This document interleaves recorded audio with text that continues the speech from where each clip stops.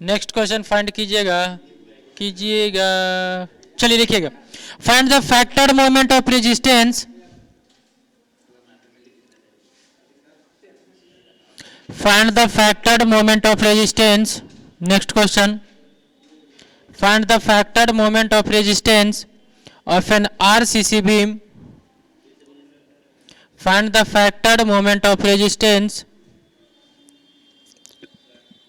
find the factored moment of resistance of an RCC beam, 300 mm multiply 450 mm effective, 300 mm multiply 450 mm effective. The beam is reinforced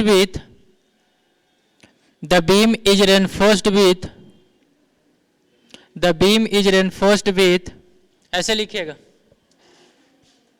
4 minus में 20 mm 20 mm diameter, 4 minus 25 mm, sorry, अरे मतलब कि 4 minus नहीं रहता है, 4 बार 25 mm diameter, 25 mm 4 से 25 नहीं है, हम लिखो बता रहे थे कि 4 बार 25 mm, वो कभी कभी लगता है 4 माइनस 25, ठीक है, वो लिखा हुआ रहेगा बट वो नहीं समझ। With 4 minus 25 mm diameter bars in the tension zone, 4 minus 25 mm diameter bars in the tension zone, हो गया टेंशन जोन तक, and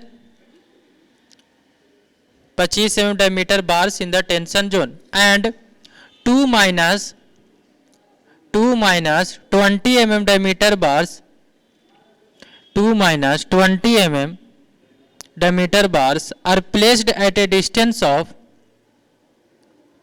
50 mm from top, 50 mm from top in the compression zone, from top in the compression zone.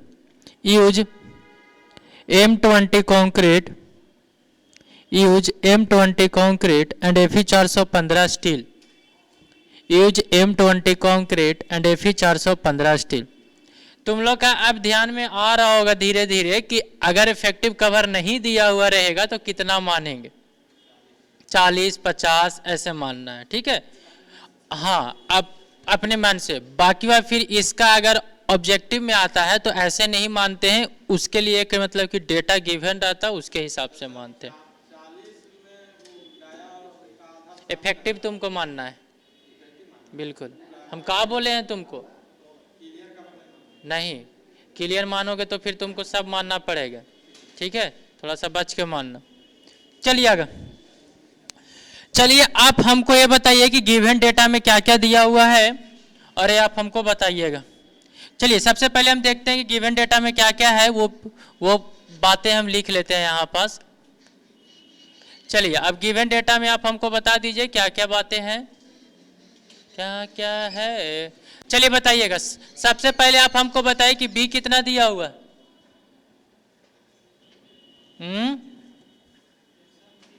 अरे B कितना दिया हुआ है,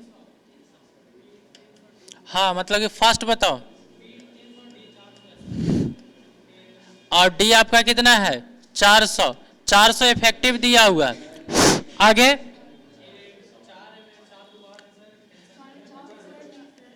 400 450 है, 450 effective लिखे है ना। अरे तू कैसे लिखता है रे,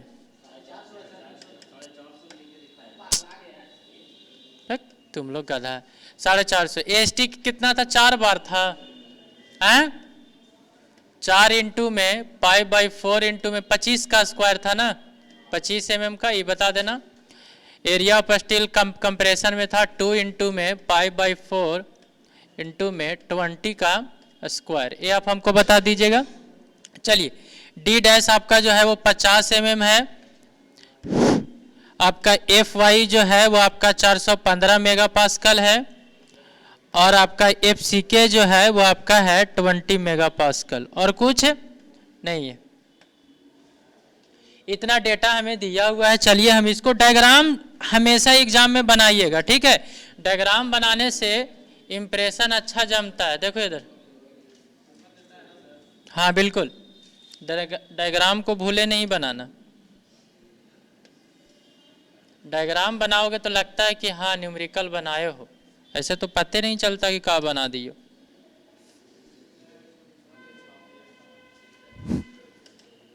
चलिए, ऊपर में आपका कितने बार है, तो 2 बार है। यहां पर कितने बार हैं, 4 बार हैं। चलिए,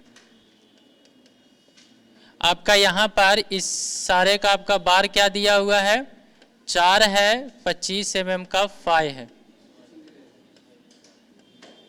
और ये जो आपका है वो 2 से 20 mm फाई है। FCK आपका कितना दिया हुआ है, 20 मेगा पास्कल। तो क्या लिखोगे इसको, चलिए छोड़िए। यहाँ पर बी कितना दिया हुआ है, 300। आप लोग भी लिखते जाइए साथ में, जो चीज़ें नहीं है। 400 450 mm दिया हुआ है। चलिए, ये सारा कुछ मैंने लिख दिया। इफेक्टिव कवर कितना दिया हुआ है, इफेक्टिव कवर अप्रॉक्स में दोनों जगह सेम लेते हैं हम, अलग नहीं लेते हैं, ठीक है। अभी आपका 50 mm का ही रहेगा। चलिए, अगर ओवरऑल रहता तो हम 50 माइनस कर देते हैं 450 में। चलिए ठीक है, तो यहां से आपका ये हो गया। स्टेप 1 में हम क्या कैलकुलेशन करेंगे, अरे इधर देखो, चलो छोड़ो तुम लोग। स्टेप 1 में कैलकुलेशन फॉर एक्सिव लिम या फिर एक्सिव मैक्सिमम, जो लिखे वो सही। हाँ, तो एक्सिव लिम आपका F4 FE 415 के लिए, FE 415 के लिए जो एक्सिव लिम आपका हो जाएगा वो होगा आपका 0.48 D, यानी कि यहाँ से 0.48 इंटू में 450। बताइएगा कितना हो रहा है, कितना, 216 mm। बोलिए क्या बोल रहे थे। चलिए, इसका आप लोग एरिया ऑफ स्टील बताओ ना। हाँ, 1900 देख लेते हैं भाई, तुम लोग गारंटी नहीं। एक का 1963, एक का 628, कितना है 1963 पॉइंट,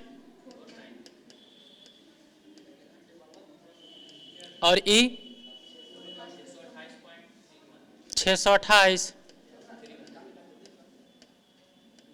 चलिए, स्टेप 2 में हमें क्या करना था, कैलकुलेशन फॉर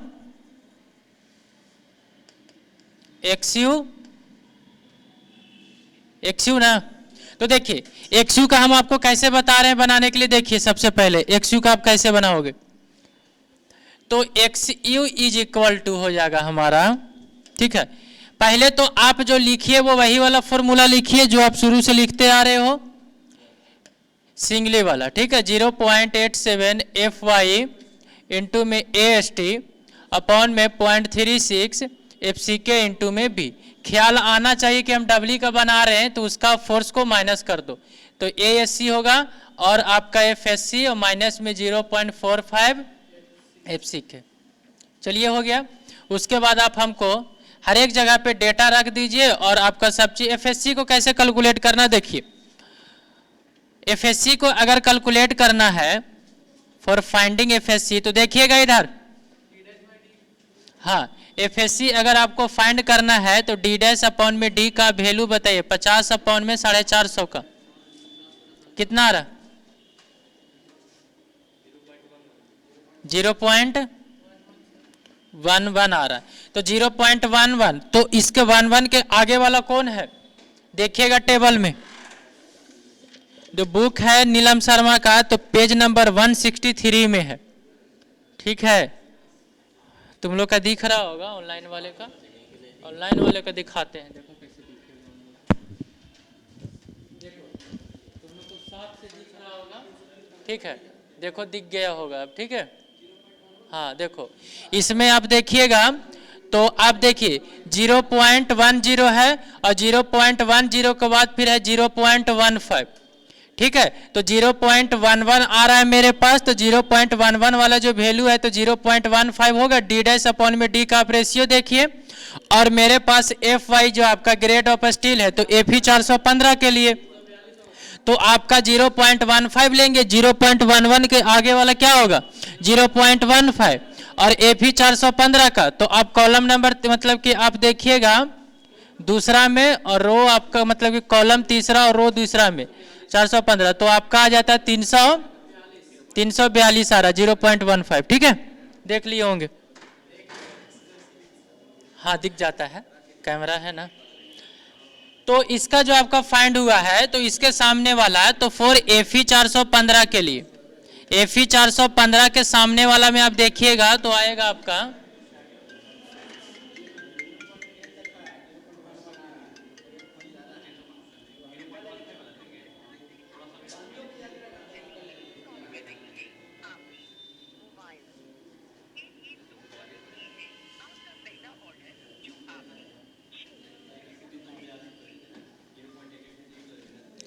तो एफ ई 415 के लिए कितना था 342 मेगा पास्कल होगा। चलिए तो आप कंसीडर कर लीजिएगा इसको 0.15, ठीक है, इसको आप बढ़ा करके लीजिएगा 0.11 के आगे वाला, तो यहां से आपका यहां से निकाल के आ गया, तो एफ एस सी तो फाइंड आउट हो गया, तो 0.87 इंटू में 415 एरिया ऑफ स्टील टेंशन में 1963.49 माइनस में 628.31, तो ना अपने बड़ा खचुर पुचुर करता है। अरे उससे कोई दिक्कत नहीं है, वो खुद अप्रॉक्स में लिया हुआ 0.45 इंटू में आपका 20, उसके आगे वाला कंसीडर करना। तो एक्स का वैल्यू आप और आपका 0.36 इंटू में आपका 20 और इंटू में बी आपका कितना है, तो तुमको ना एक्स बता दो यार कितना आ रहा है, इसने कितना कंसीडर किया था यार।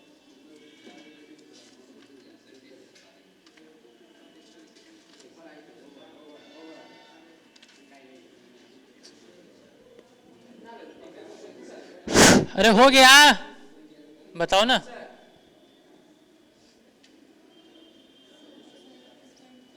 दो सौ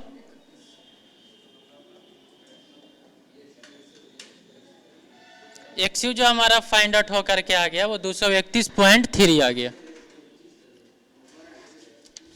तो है तो क्या करोगे,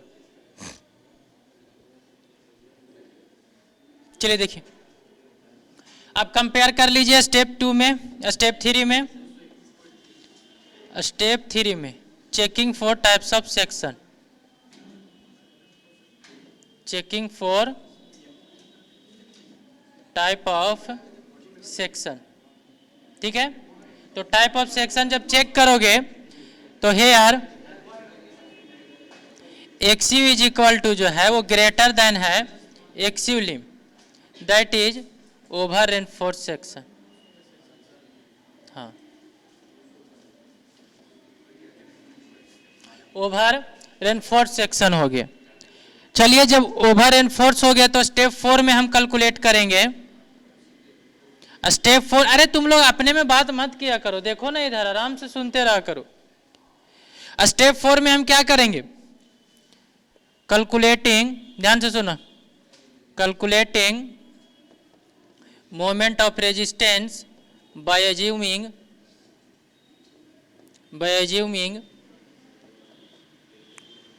एक्सयू is equal to xu lim के बराबर, दैट इज आपका कितना है, कितना है एक्सयू लिम 216 एम, ठीक है। आपका जब इस टाइप का सेक्शन रहता है ओ भार, तो इसको हम एक्सयू इज इक्वल टू एक्सयू लिम मान करके मोमेंट ऑफ रेजिस्टेंस को हम क्या करते हैं फाइंड आउट कर लेते हैं। तो आप उसके बाद फिर निकाल लीजिए और का मोमेंट ऑफ रेजिस्टेंस, तो हम इसको टेंशन साइड से ही निकालेंगे। तो आप यहाँ से हमको बता दीजिए कि moment of resistance of compression side से, तो इसका फॉर्मूला 0.36 FCK इंटू में B इंटू में XU और D माइनस में 0.42 XU प्लस में आपका हो जाएगा प्लस में ASC और FSC माइनस में 0.45 FCK इंटू में D माइनस में D डैश। अब सारा का वैल्यू हम रख देंगे तो मोमेंट ऑफ रेजिस्टेंस आपका कंप्रेशन से 0.36 इंटू में आपका 20 इंटू में 300 इंटू में 216 और D आपका हो गया 450 माइनस में 0.42 इंटू में 216। यहाँ पर जो XU रखिएगा वो XU लीम के बराबर, ठीक है, ध्यान रखिएगा। 216 प्लस में area of steel in compression में कितना है 600.34 कितना है। FSC निकाले 342 माइनस में 0.45 इंटू में 20 और इंटू में D आपका कितना है 450 माइनस में 50। चलिए आप हमको बता दीजिए यहाँ से मोमेंट ऑफ रेजिस्टेंस कितना आ रहा है। चलिए क्वेश्चन भी हो गए आपका, बाकी बात तुम लोग बना लेना, बन जाएगा सारा क्वेश्चन।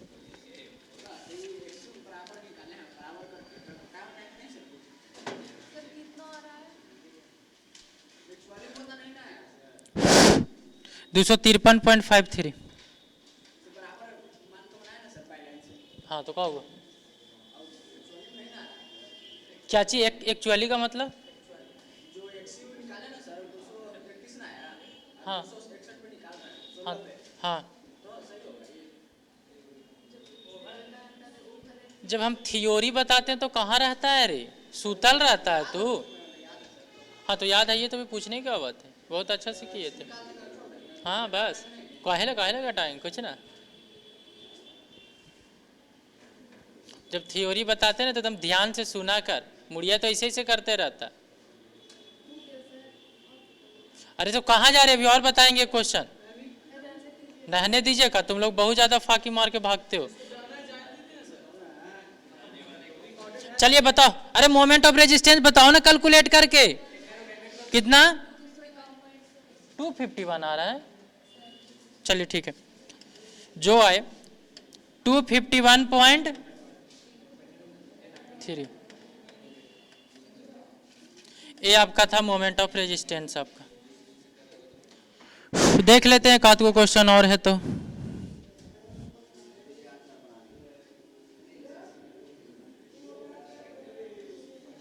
और कोई क्वेश्चन है नहीं टफ वाला। अब डिजाइनिंग का क्वेश्चन बचता है, एक क्वेश्चन और लिखो ना, करवा देते, इसी में करवा देते, इसी वीडियो में। इसको आप पूरा उतार लो, एक स्लाइड में ये हो जाएगा और आपका दूसरी स्लाइड में ये हो जाएगा बस। चलिए उतार लो तुम लोग, नहीं उतारे पूरा।